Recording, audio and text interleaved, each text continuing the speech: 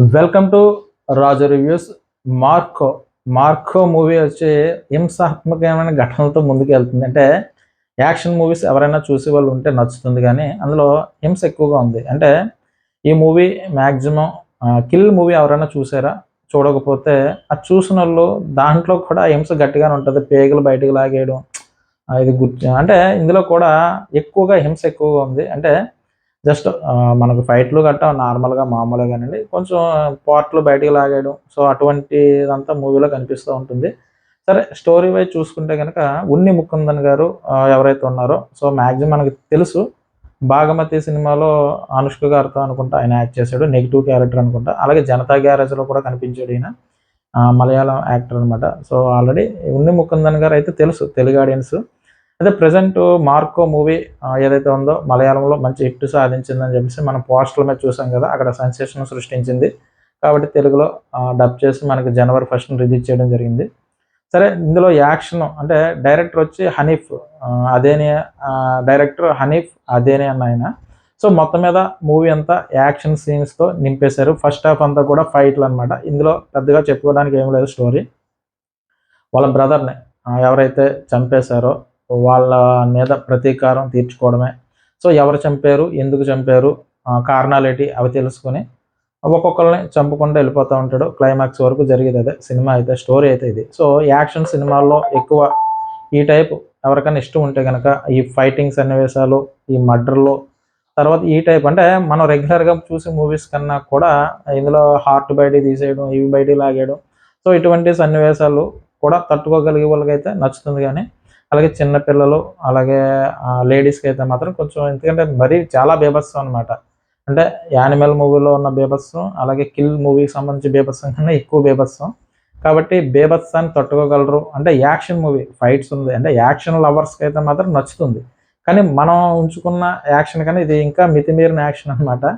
అంటే అటువంటి కథ బానే ఉంది. అంటే యాక్షన్ అంటే వాళ్ళ బ్రదర్‌ని చంపిన వాళ్ళ మీద ప్రతీకారం తీర్చుకోవడం అన్నది మూవీ కాన్సెప్టు. సో, ఫైట్‌లు ఓకే. అంతా బానే ఉంది. ఉన్ని ముకుందన్ గారి యాక్టింగ్ అయితే సూపర్. కానీ నేనేమంటున్నానంటే గనక మరీ ఒళ్ళు గుబురుపాటు కలిగించే సన్నివేశాలుంటాయి. అంటే ఆ ఫైట్‌ల్లో పగ తీర్చుకునే విధానంలో మరి కొన్ని కొన్ని పార్ట్స్ బయటకొచ్చేస్తూ ఉంటాయి. సో, అంత తట్టుకోగలను. పర్వాలేదండి, మేము చూస్తాం. మాకు అటువంటి చాలా థ్రిల్లింగ్‌గా అనిపిస్తాయనుకుంటే థియేటర్‌కెళ్ళి చూడొచ్చు.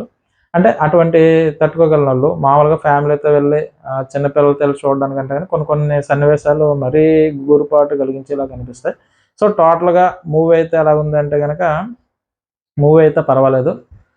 మూవీ నాకైతే పర్వాలేదు. ఎందుకంటే మనం యాక్షన్ మూవీ లవర్‌ని కాబట్టి మనకి పర్వాలేదు. కానీ మామూలుగా చూసేవాళ్ళకేంటంటే మరీ ఇంత దారుణమైనదేంట్రా బాబు! మరీ ఇంత దారుణంగా ఉన్నాయి అన్న ఫీలింగ్ అయితే కలుగుతుంది.